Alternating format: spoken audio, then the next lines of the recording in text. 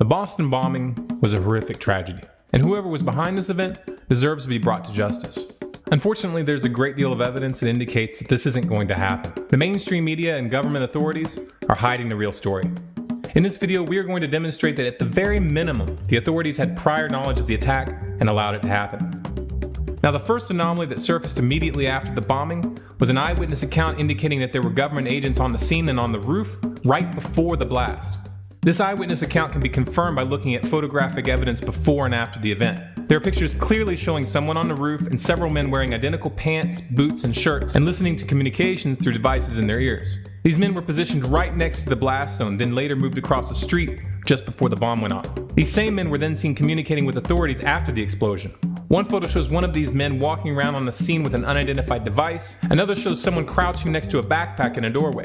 This photographic evidence opens up another can of worms because these uniforms match the dress code of a private security company called Kraft International. And in one of the photos, a logo can be seen on one of their hats that seems to match the Kraft International logo. Neither the mainstream media nor government officials have made any mention of the contractors. And when government officials were confronted, they refused to answer the question.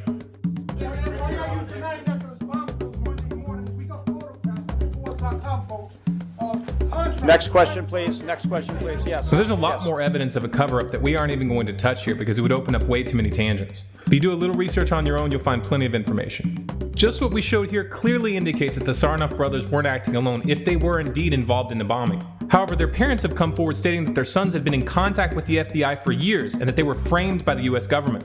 There are also serious questions concerning the death of the older brother. The mainstream media released this footage of someone closely resembling him being placed under arrest, alive and well. Yet shortly after, it was reported that he was killed in a shootout. Just like in the Dorner case, it seems like someone didn't want these men to get the chance to stand trial. Of course, the authorities haven't commented on this at all. What really happened?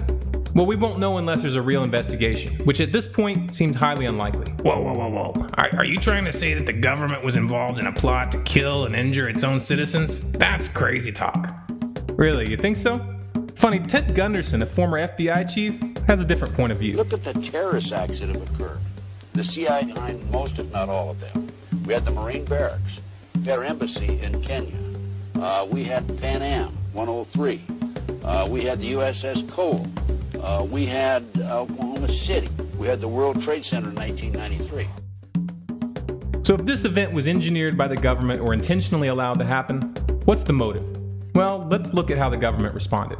Just 2 days after the attack, Senator Lautenberg announced he was going to reintroduce legislation requiring background checks for the sale of gunpowder. And as we warned in a previous video, while everyone was distracted by these events, they passed the CISPA internet bill in the House. Now it just has to go through the Senate. Also under this cover, the president signed a law called S-716, which basically gutted the Stock Act, which was intended to make it harder for the legislative and executive branches from engaging in insider trading. The media distraction conveniently kept the attention off of this. However, the most disturbing aspect of this situation is the way they used it to roll out martial law on the streets. Using the exact armored vehicles we had exposed in a previous video entitled Government Preparing for a Collapse, and not in a nice way. We saw these militarized SWAT teams searching from house to house with no warrants. The streets looked like a war zone. This was a further extension of the abuses we saw in the Dorner case. What they are doing right now is conditioning the American people for police state justice, where suspects are hunted down by paramilitary forces which break down people's doors at will, and where suspects are mysteriously killed without getting a chance to stand trial. This is what the NDAA looks like, people. They didn't make these laws for nothing, and what we're seeing is just the beginning. Make no mistake, the people who are really behind this event aren't going to stop. There's more to come, and the violations of your rights are going to become more and more blatant. The powers that be are building up to something big. I don't pretend to know what that event is, and I don't pretend to know when it's going to happen. But I will say this, if we allow them to get away with this now, eventually these scenes that we saw in Watertown are going to be directed at political dissidents. All of the signs that your government is preparing for a full police state crackdown are right in front of your eyes. We've shown in previous videos how the government is buying up billions of rounds of hollow point ammunition, setting up plans and training employees for military detention camps for US citizens, and buying up thousands of military-grade armored vehicles like we saw being deployed in Watertown. I understand that this is extreme, and that some of you may be hesitant to share this information with others. But if you see what's at stake here, then you have the responsibility to do everything in your power to wake people up. The embarrassment you may feel when someone calls you a conspiracy theorist or something along those lines is nothing compared to the consequences of allowing these criminals to proceed unhindered. Please make a commitment to reach out to as many people as you can, especially the police, the military, and the DHS. There are good men and women in these organizations. We've got to get their attention. We've got to help them realize where this is going. If we fail, in the not too distant future, you're gonna wake up and realize that you're living in a full-out military dictatorship. And when that day comes, it's going to be too late.